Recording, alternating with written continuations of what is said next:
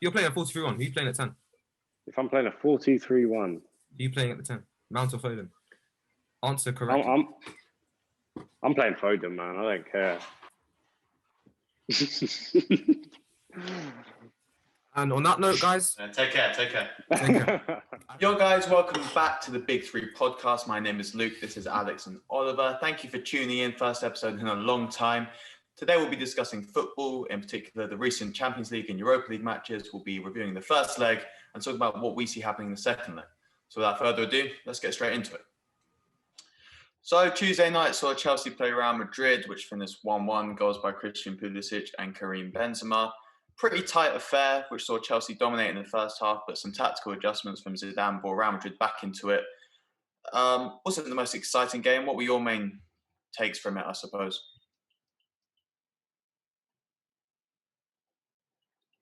I'll go first. I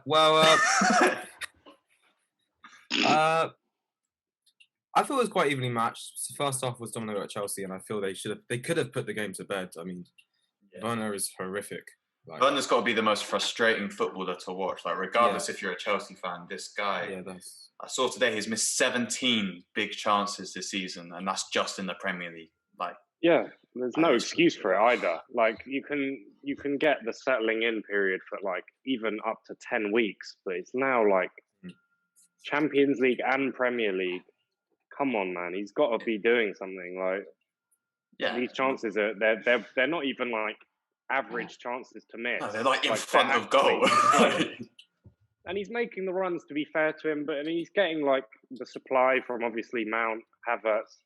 There's no other problem with Chelsea right now. It's literally just their ability to score when it's given to Werner. Yeah, because if they had a Haaland up front or something, this tie would be over. We wouldn't even need to discuss it. They could be 3 or 4 up, how dominant they were in the first half. But as you said, he's getting into the positions. But even when he's in the positions, that you Havertz, Mount, Pulisic, they even seem reluctant to give it to him now. Pulisic's goal, there was a layoff to Werner, and he just sort of went alone because the lack of trust is just, it's not there. Alex, how do you see Madrid's performance? What do you think? They started off with the back three, if I'm right in saying, and they didn't look too good in the back three. Eventually, they switched to 4. I think someone got injured. I don't know if got injured, but someone got injured, so they turned it to back 4. And I think they play really well with the back 4, even with not having the greatest players. They still have them world-class players, Kroos, Modric in the midfield. Let's just carry the team. Benzema as well. For the second leg, I think it'll be a tough tie. I really can't really decide. I do think Madrid are the favourites. But I mean, it's 2 evenly matched teams. I see it as. Well, obviously, the news that Marcelo is going to be out with some sort of, he's counting votes or something in Madrid's local elections. That is crazy. And Carvajal's injured too. I don't think Varane will be back, so they're missing a lot of players. Ramos, that would be big. But Ramos could play, and also I don't think the defense is as much the problem in this second leg because Nacho's been really good in Champions League, and also Militao has been solid. He's a solid player. So for me, and we know that, as you said, Alex, the midfield, Casemiro, Modric, Kroos, they're always going to be solid, right? And I think they will be in the second leg. It's just whether Benzema has enough support up there with the likes of Vinicius or Rodrigo, or whether they go Vasquez. I know Vasquez has been playing right back, but we haven't seen him this. He's injured for the rest of the season. Oh, is he? Right. Have you got any key players to watch in that game for either team? Any players who the tie could sort of rest on their performance? Because I think if those midfield 3, obviously, but I think Toni Kroos has to have an unbelievable game if Madrid are going to progress. Because I think the youth and energy of your Mount and the pressing of Kovacic and Kante, who had an unbelievable game first leg too. They kind of suffocated him in a way. We didn't see him dominate as he usually does in these UCL nights. So I think he needs to have a really big game because, as you said, Oliver, the support really isn't there for Benzema up top. Vinicius is okay, but and Hazard, when he came on, I barely touched the ball. So I think it relies on Toni Kroos. For me, I think I'd say actually Modric more so, just because I think particularly I saw Modric, because of as you say, they're a younger side in midfield. Chelsea, he had no time, literally no time on the ball, and if Chelsea give him that time and he starts to move forward, because obviously the three they play in midfield, then none of them are like particularly attacking or take up the sort of 10 role. So they just control the tempo, typically. Yeah, and Modric would be the one that would be going forward most, especially in the second leg where they need to score.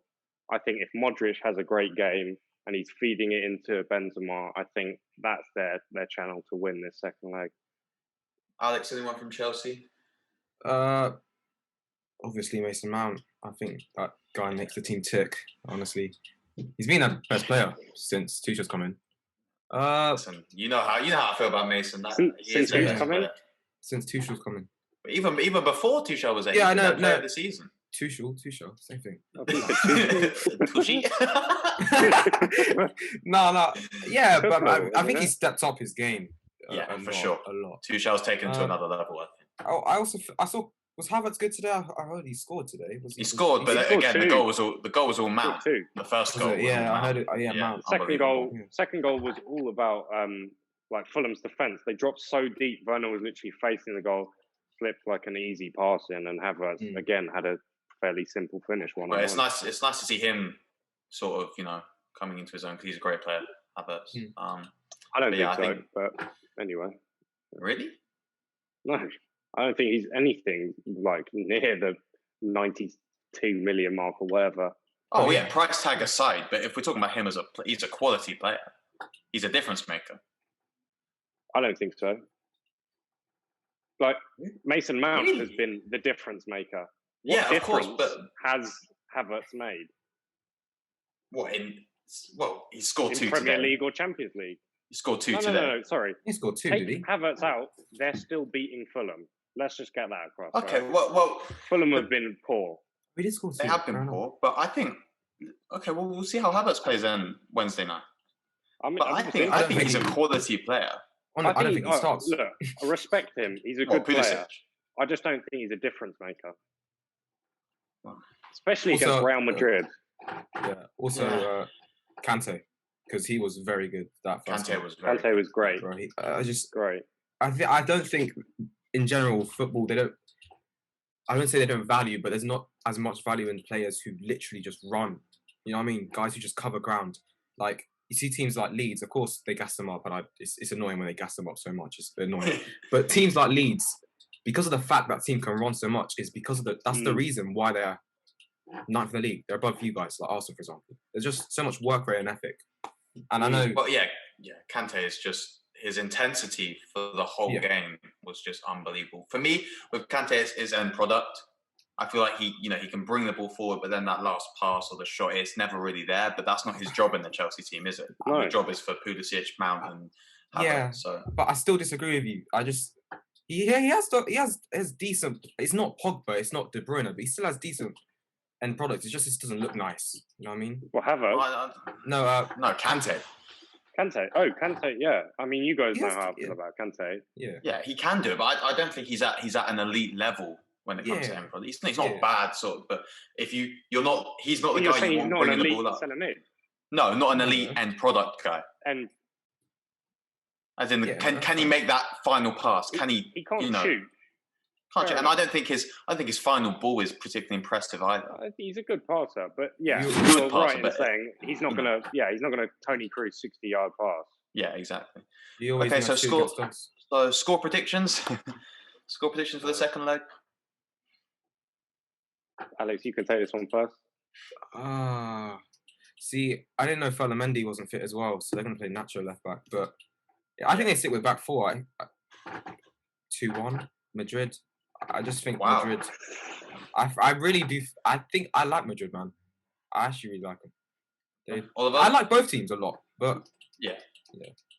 Madrid. I can see it being 2-2. Wow, really? That's high scoring. Wow. Yeah. I'm gonna say 2-0 Chelsea.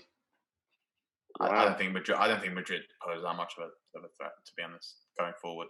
But It's going to be an interesting one for sure. All right. Well, the second match in the UCL semi-finals was PSG Man City. Obviously, it was a game flipped on its head, and I was just wondering what you guys thought was the main reason for that, whether it was City really sort of piling on the pressure or their sort of performance, or whether it was actually PSG and their lack of sort of grit or determination to sort of see it out. I don't think we can question PSG's grit and determination, but I think for me it was Neymar's influence. In the first half, he was in the center of everything. He was, finding players. He was opening up play.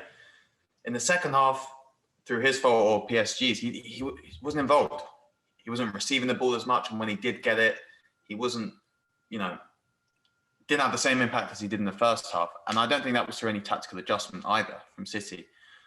But saying that, City did really step it up in the second half, in particular 4 players. I thought Kevin De Bruyne really played well. Mahrez obviously getting the goal despite, it was shocking defending, but still. Gundogan, I thought, was brilliant, and Ruben Diaz as well. The way he sort of shut down Mbappe was really impressive. So I think it's probably a bit of both, to be honest with you. But yeah, it was crazy to see how the game just turned. But yeah. Yeah, I felt that PSG first half. I didn't watch the first half actually, but I felt that they were getting the balls in, as in their outlets passes were really good. Second half, there were no outlet passes at all. There was only like one time where they got a ball over the top, and that resulted in the Mbappe beating Stones 1-on-1, and then the ball across the box to Verratti, where they nearly scored. They nearly killed the game. But they couldn't get any balls over the top to Neymar and Mbappe. And also feel that defensively, when they leave Neymar and Mbappe, they just can't cope.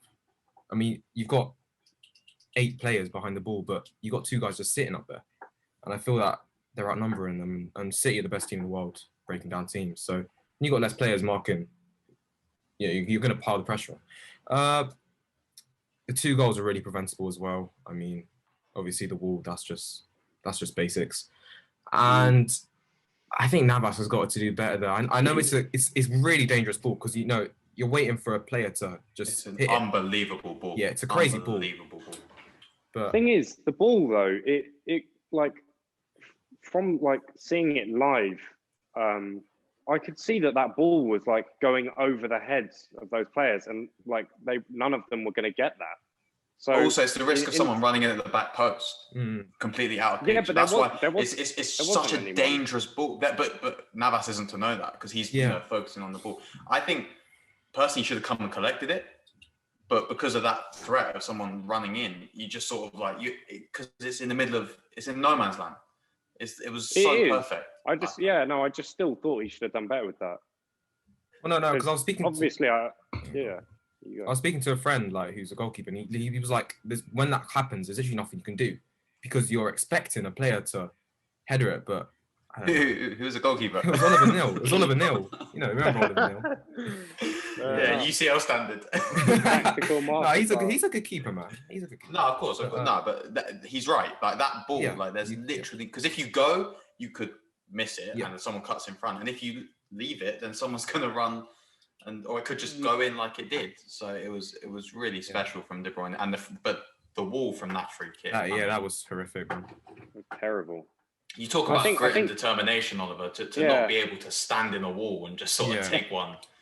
And that's what I mean, because I think you guys maybe not. I mean, in my opinion, like giving them enough sort of like I feel like they were worse than you guys are saying, and I think that the fact that people like Neymar, I thought Paredes was bad in the second half. I thought there was a lot of players that lost a lot of discipline, and it was showing flashes for me of last year and the year before, and the PSG that we know that have never done anything in the Champions League. I mean, obviously they got to the final last year, but in general, they have not had that sort of that extra class where no matter what's happening in the game, they can just all stay together and finish it. And you see this. I mean, the amount of yellow cards they got in that second half, Mm. and obviously Gay getting sent off. It was just. That's why For me, it was just poor. Yeah. Yeah, I wouldn't question their grit. I don't think there's any lack of desire in that team. I think they are desperate to win the UCL. I just think there's no sort of calming influence there. There's not one player who's just going to be like, guys, the Thiago Silva, guys, let's just calm down. Someone who's been there, done that. Except obviously there's Navas, but an outfield player who's won it all, knows how to deal in every situation that's going to come up, and there's not one there. So Gay losing his head completely. That was a terrible tackle. Yeah, that was awful. Bad. Seriously, it was, and it wasn't just him. But I think PSG, their problem is in the fullback positions. Florenzi was terrible, and Daka, oh my, this guy left back. I'm sorry, he's a trained lawyer. Oh my God! Someone said, I saw this tweet on Twitter. Someone said he saw Mbappe and Neymar doing the flicks, and he was like, "Let me join in," and he just couldn't. Did you see that? Did you see that photo of Mahrez? What he said to him? He said something to him. He was like, "Who are you?" Literally. Like, why are you here? Who are you? I mean, fair enough. I just think without any influence in that wing, it's so hard to actually progress play the way they want to. Because if you think who Pochettino had at Spurs in the fullback position, they were always strong and they could always, play. But I mean, that's a real weakness for them. They have Bernat, but he's injured, unfortunately. He's a great left back. Because I was injured too. Because I was still there. They lost all composure. The only player in the second half who stood out to me was Di Maria. That was the only guy who was. Yeah. Di Maria Remontada is so nice as well. He worked his socks off so well. Because I've never seen this part of his game where he tracks back this guy. You know what I mean? You want players like him who work as much as they do offensively as they do as defensively. But I still don't think he offers that leadership perspective. Yeah, of course. The sort of a midfield, general or centre back would offer. But regardless, score predictions. What we thinking? I think it's going to be a crazy game. I think it's going to be an unbelievable game to watch. I think it'll be one of those ones where there'll be some indicators in the first half of how it's going to go, and it could just completely go either way. I think City are going to win, and I think that it will be a 1-0 shutout. Really, honestly, yeah. I think that City are just going to play, obviously, defensively, but they'll have Foden pressing, they'll have Mahrez pressing, and I think that the system of football that they play with this sort of positionless midfield, I think they'll be able to shut out PSG. I agree with you. I can't see PSG winning, and I also saw today that apparently Mbappe's a doubt with a right calf injury. So I mean, if he doesn't play, I think that's pretty much tie over. No chance. I'm interested to see Phil Foden. I don't think he had a great impact on the first game, well, for whatever reason. But I want to see him influence it a bit more. But I think City will win. So now we're going to move on to the Europa League, where we saw 2 matches. And the first one we're going to talk about is the Arsenal versus Villarreal game. Obviously, ex-manager Unai Emery playing against his old foes. And it was 1-1. 2 red cards. 2-1, not bad. It was 2-1. Got it wrong. 2-1. 2 red cards. I didn't watch the game. I was watching the United game instead. How was it? I mean, I heard Arsenal were pretty bad. Yeah, and I think there's only one person to blame, and that is the manager. I'm a big fan of Arteta. I know you are too, Oliver. But I think on the biggest managerial night of his career, he got it completely wrong. First of all, the decision to play without a striker, which we both thought originally it would be Pepe playing number 9.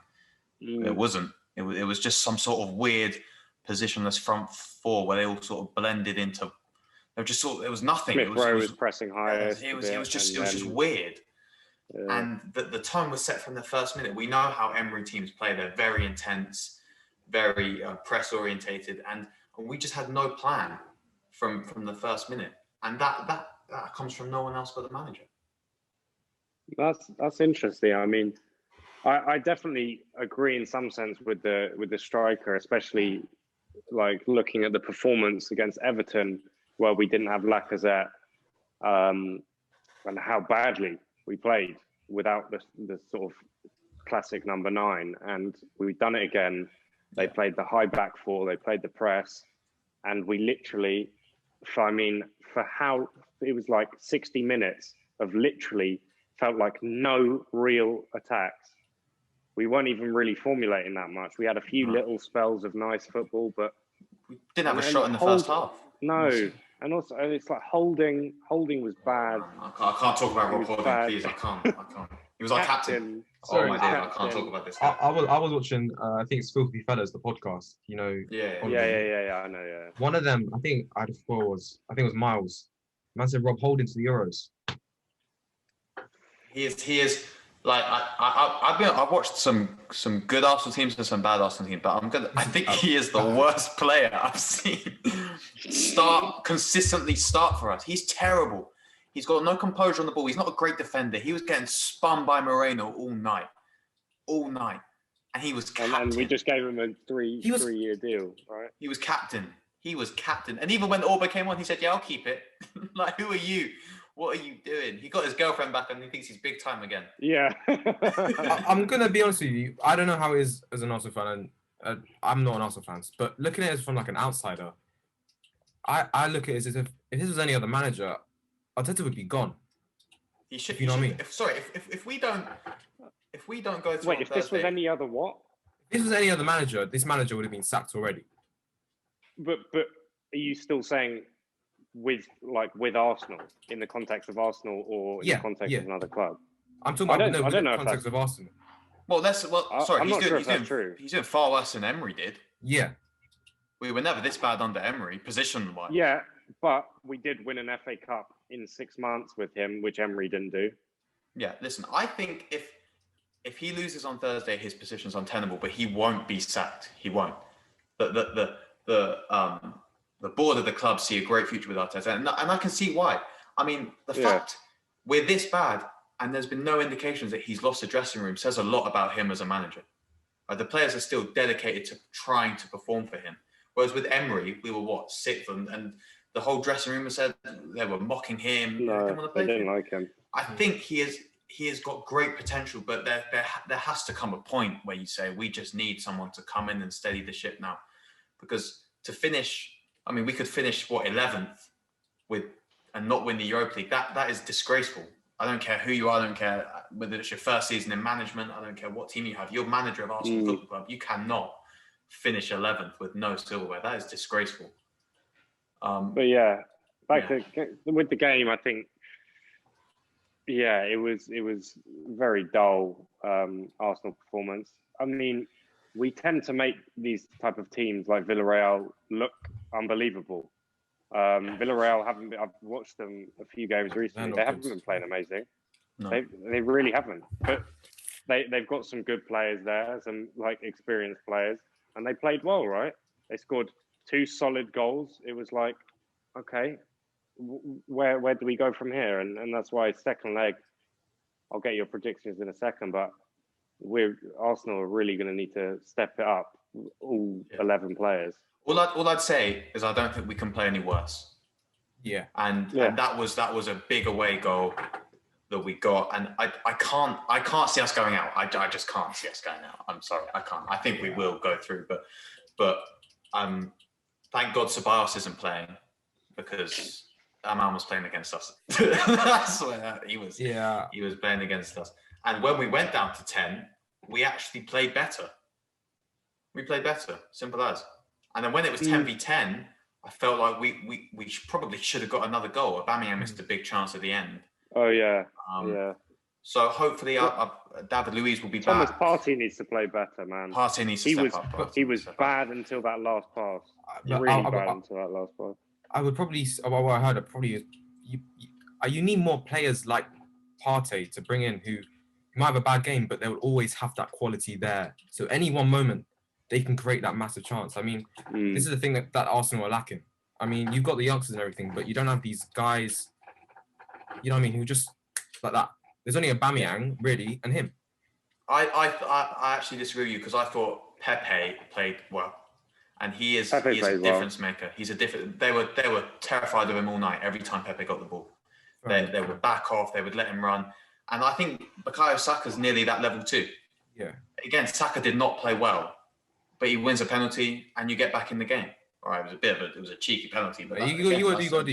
He wasn't bad. He wasn't bad. The like Saka and Pepe were still our two main channels if we were going to do anything.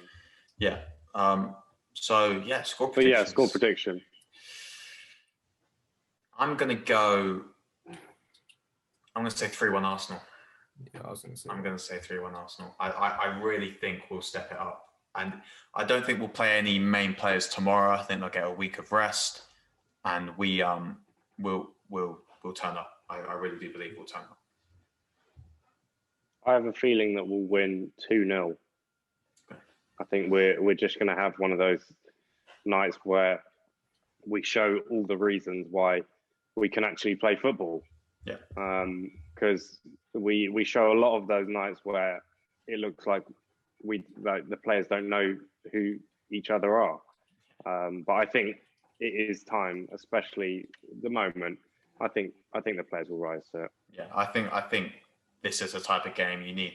The players you've spent big money on to really come in and just say, "Listen, we're not going out tonight," and I think they will. Okay, so the second game on Thursday night was Man United v Roma, a 6-2 win for United. Goals coming from their star players. Looks like tie's pretty much done. Alex, what have you got to say about it? Yeah, I mean, the players showed up when they needed to most. First half was awful. Apart from the goal, it was a really nice goal, but we were just awful. We just couldn't create anything. Second half, we turned on. Once Cavani scored that equaliser, it was just free flowing, scoring goals for fun. But yeah, second leg, I don't have any worries for that, and we should be winning the whole thing realistically. Yeah, I think this was just another case of United's best players getting them out of a hole because their manager is incapable of producing any sort of tactical plan or awareness for anything. As we've seen multiple times this season. You listen to Lias too much. No, but this is my opinion. It's just some guy on Twitter. Listen, his points are valid, but he's too pessimistic. No, listen. I've watched a lot of Man United this season. I go with my granddad. We watch every game. I know. Right? And what I see is a really, really talented squad. Probably the best squad you've had since Ferguson left. 100%. Right? And it's not a squad who should be playing in the Europa League semi-final and who should be not even in contention for the league. And you know that's the case. They have assembled a super team. And you were with them in January. You were right there. Yeah, but it's not even regardless of the league right now. Where you were in the Champions League or where you could have been now, considering that Chelsea are still there, you've got a better squad than Chelsea. I know. You could be there. And also, contention for the league. Contention for the league isn't about the other teams. It's about how many points you accumulate. You don't have enough points. What? Champions League, yeah. Yeah, but that was we should have been in Champions League. Right? Full stop. We should be in the Champions League. Bad. We messed up. Yeah. There? Yeah. We messed up, yeah. But the team doesn't. Obviously, he's okay. He's not Pep or anything like that. But our system is based around our star players. I know he shouldn't have to rely on the star players so much, but it works. What's the system? Well, it relies on players such as Bruno and Pogba. Just give Pogba and Bruno the ball and see what happens. Yeah. That's not a system. That's a guy who's a great man manager. He knows how to deal with players. He's a great, as he knows them as people. Great guy. But is he the guy who on a big night you need to produce a tactical plan to shut down a player or to, if your best players aren't playing well, perform? We've seen it through countless times this season. That's not the problem with Ole. The big games aren't the problem. Big games, he comes up every time. I'm not talking. Okay, fine. It's the small games that are a problem. Okay. It's the low blocks. It's the low blocks. Every time we play low blocks. Yeah, when the best players aren't motivated. Yeah, when the best players aren't motivated for it, he can't, and he can't rely on them. You flop. The problem we need to fix for next season is the ability to break down low blocks, because that's where we've been dropping all our points this year. I know games such as PSG. And I'll be Leipzig, yeah, we were awful. But games such as PSG where we lost, that was final ball. If we had a final ball that night, we would have won. We would have gone through. We would have probably been in the quarterfinals. You know what I mean? I feel our problem is breaking down deep blocks. And we got to find a way to figure that out next season. And I think it's bringing in a new manager. But who? Like who? Yeah, because Alex, I mean, saying like, oh, we've got to break down deep blocks. I mean, like most teams struggle when a team plays like a really successful That's the deep block. purpose of a deep block. Yeah, that's. I know, but any team can do that, and that's why it's hard to play against. You have the star players that can break it down. It's just whether Ole can actually use his resources properly and create something that can win a title. Yeah, so are you saying that's where Ole are you has saying to, the likes of Rashford aren't good enough? No. What I'm saying is that Ole has to find a way to break down deep blocks because we cannot break down deep blocks. That's the majority. That's where we've lost. But that's not going to win you a season. It will. If you look to the points we've dropped this season, look at the games where we've dropped points. The Crystal majority Palace of the games do not play a successful deep block, man. I don't care. They don't play a successful deep block, but it's not whether it's successful. It's not whether it's successful. Most of the time, whether they're good or not, we just can't score. We generally just can't score. Let me put it like this. The key to, as you say, breaking down a deep block is the final ball, right? Yeah. Because it's very easy to get to the edge of the 18-yard box, and then you can sort of spend an hour or so subconsciously just passing it from side to side to side, right? That United team, you have Bruno Fernandes play a final ball.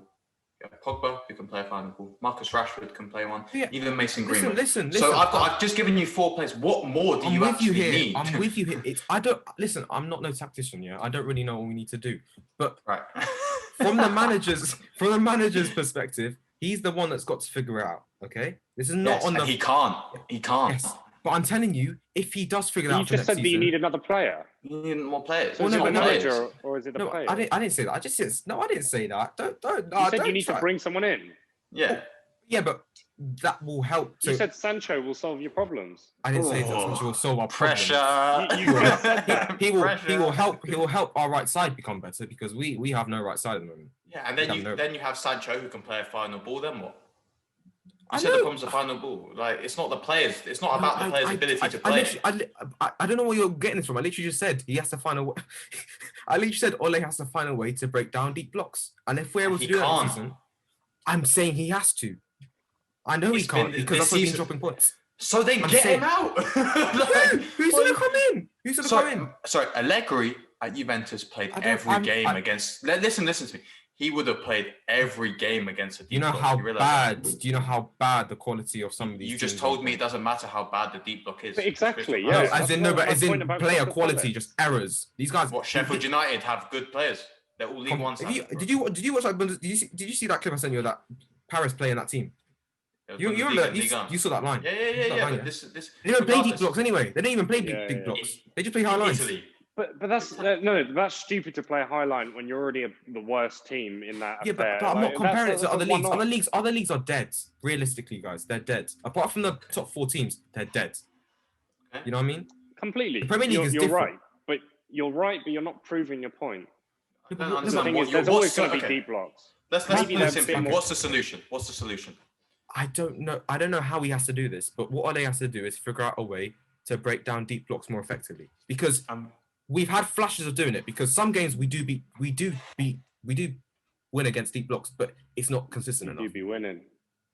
It's just not consistent enough. And I feel if we were more consistent with it, we would be much closer to City. So Ollie's had how many seasons? 3 seasons? It's 2.5. And he can't break down a deep block as a manager. And he's still the answer. Who else? That's kind of irrelevant. No. It's not irrelevant. It's not. I think it is. No, if the manager's not doing a job, you'd get him out. But it's not. No, when I think about Arteta, I don't want some last minute throw in just because Arteta is doing badly, and Ole's obviously doing a lot better than Arteta. Yeah, I'm not saying the answer is to sack Ole if you're satisfied with what you have. I'm saying we can be better, but I am happy at where we're at. To be honest with you, I know we can be doing much better. We can be doing better. Realistically, we should have been closer to City. I know this, but I am. After seeing what we've gone through for the past 7 years, I'm not happy, but I don't know the right word to say, if you know what I mean. I think you're in a stable position. Yeah. We haven't had stability. Yeah. The next, but now it's where you go with it. Then this is the next step. I think that would be interesting. Yeah. This is the next step. So I'm saying this next season we have to be competing for the league. Yeah. Come May, we have to be with City. Yeah. and Liverpool will be back, and Chelsea will be better, and exactly. And you can't go out in the same stage. Yeah. But regardless, you can't go out in the group stages. I know. In the position you were in. Was poor. I know it was poor, and that was a combination of the manager and players. But it's been a really fun season. But it's been a fun season. Yeah, I agree. He's got to prove himself next year, because if he doesn't, we got to just simply move on. Because these are players. Pogba's now. If he doesn't sign in the summer, it's last year. Yeah, I mean, you're looking at losing players. Bruno won't stay here forever. You know what I mean? This is our window. This is our window to win trophies. All right. Well, should we wrap up what we think about this second leg? Obviously, it's going to be a pretty one-sided affair, unless Roma put off some sort of miracle. But I think we can all say that we've seen them do it before. We've seen them do it before. Come on, no, not like this. We don't have Messi. No, I'm going to say 2-0 Man United. I think it'll be comfortable. Yeah, like 2-0, 2-1. We'll see Ahmad again, thankfully. Yeah, it'd be good to see the young guys get a run out. Yeah, sure, it's here maybe. Yeah.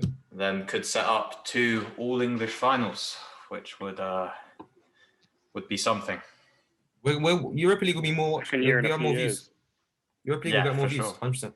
Sure. I mean, the United Arsenal final. I am not watching. If I had to choose, I am not watching a City final. Yeah.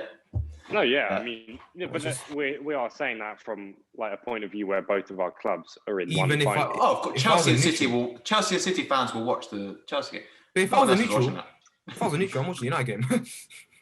that United Arsenal, I mean, it will be unbelievable. In a European final, regardless if it's Europa League. I mean, the stakes for United aren't as high as they are for Arsenal in terms of financially and actually playing in European competition. But that, I mean, you don't need to psych United players up for that. They'll know. We'll know. The fans will know. It will be that will be some final for them. And there could be just under 2,000 fans of Man U and Arsenal in the stadium in Poland, right? Yeah. Gdansk. Typical Europa League. Big city. And then the City-Chelsea final. Can't see it going any other way than the City winning their first. City, I think. First Champions League. Although don't write out Chelsea. They could surprise us. Mason Mount was obviously you can't bet against him, but yeah, we'll see what happens, isn't it? No, Foden will be better in that match, I think. That's a match. Yeah, but let's be real. Don't let's be real. All right, Oliver, let me ask you this: Euros. Who's starting 10? Mount or Foden? I'm not playing a 10. What? We're not playing a 10. I'm just saying you playing. If you had to. You're playing a 4-3-1. Who are you playing at 10? If I'm playing a 4-2-3-1. Who are you playing at the 10? Mount or Foden? Answer correctly. I'm playing Foden, man. I don't care. And on that note, guys, take care. So that was first episode in a long while for us on the Big Three podcast. Massive thank you for tuning in. Don't forget to leave a like, comment whether you agree or disagree with any of our opinions, and don't forget to subscribe.